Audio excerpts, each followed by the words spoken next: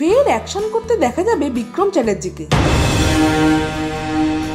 অন্যদিকে দেবী চৌধুরানীর রিলিজ ডেট পিছলো। Hi, this is Hastolipi originals. এখন আপনাদের সাথে বাংলা সিনেমার নতুন কিছু আপডেট নিয়ে আলোচনা করব। এরকমই বাংলায় সমস্ত সিরিজ এবং সিনেমা সংক্রান্ত আলোচনা শুনতে এবং রিভিউ পেতে আমাদের এই চ্যানেলটা ফলো করে রাখুন এবং নোটিফিকেশন বেলের ওপর ক্লিক করে অল বাটনের ওপর ক্লিক করে রাখুন, যাতে আমাদের ভিডিও সবার আগে আপনাদের কাছে পৌঁছে যায়। তাহলে চলুন ভিডিওটা শুরু করছি। Hastolipi originals, the ultimate filmy dose. সদ্যই মুক্তি পাচ্ছে বিক্রমের নতুন ছবি দুর্গাপুর জাংশন। এই ছবিতে ব্যাডাস লুকে দেখা যাবে বিক্রমকে, অ্যাকশনও করতে দেখা যাবে সম্ভবত। এর সাথে বিক্রম চ্যাটার্জির আরও একটা ছবি মুক্তি পাচ্ছে কিছুদিন পর, তার নাম মৃগয়া। সেই ছবিটাতেও তাকে পুলিশের চরিত্রে দেখা যাবে এবং সেখানেও র ক্যারেক্টার প্লে করবেন তিনি। অভিরূপ ঘোষ এই ছবির ডিরেক্টর।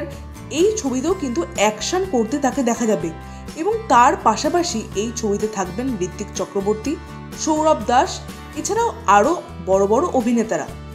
এই ছবির তরফ থেকে কিছু ফার্স্ট লুক এসছে, যে ফার্স্ট লুক দেখে কিন্তু বেশ ইমপ্রেসিভ লাগছে। বিশেষ করে সৌরভ দাস, বিক্রম চ্যাটার্জির ক্যারেক্টারটা লুক দেখে বেশ ইমপ্রেসিভ লাগছে। এই ছবিটা আশা করি ভালো লাগবে এবং মাস ওয়েতে কিন্তু বিক্রম চ্যাটার্জিকে এই ছবিতে প্রেজেন্ট করা হবে, কারণ অভিরূপ ঘোষ এই ছবির ডিরেক্টর।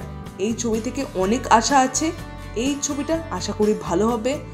এই ফার্স্ট লুকটা দেখে আপনাদের কেমন লাগলো অবশ্যই কমেন্টে লিখে জানাবেন। এরপরে কথা বলবো দেবী চৌধুরানী অর্থাৎ প্রসেনজিৎ চ্যাটার্জি এবং শ্রাবন্তী চ্যাটার্জির নতুন ছবি বিষয়। এই ছবিটা কিন্তু 1 মেতে মুক্তি হওয়ার কথা ছিল, কিন্তু ভিএফএক্স এর কিছু কাজ বাকি ছিল বলে এই ছবিটা 1 মেতে মুক্তি পাবে না। তার বদলে কি অন্য ডেট তারা অ্যানাউন্স করবে কিছুদিনের মধ্যে, এমনটাই জানা যাচ্ছে। এবং এই ছবির ভিএফএক্স নাকি এতটাই ভালো হয়েছে যে ইন্টারন্যাশনাল লেভেলে সেই ভিএফএক্স কিন্তু কম্পিট করতে পারে, এমনটাই জানাচ্ছেন ডিরেক্টর শুভ্রজিৎ মিত্র।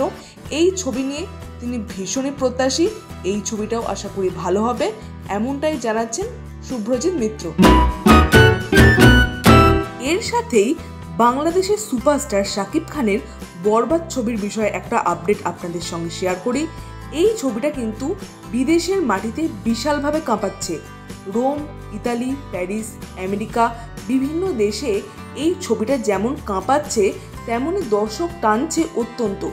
দর্শকদের চাহিদার জন্য যে শো ছিল তার চেয়েও অনেক শো বেশি বাড়ানো হয়েছে এবং ছবিটা কিন্তু দর্শক মহলে ভালো সাড়া পেয়েছে।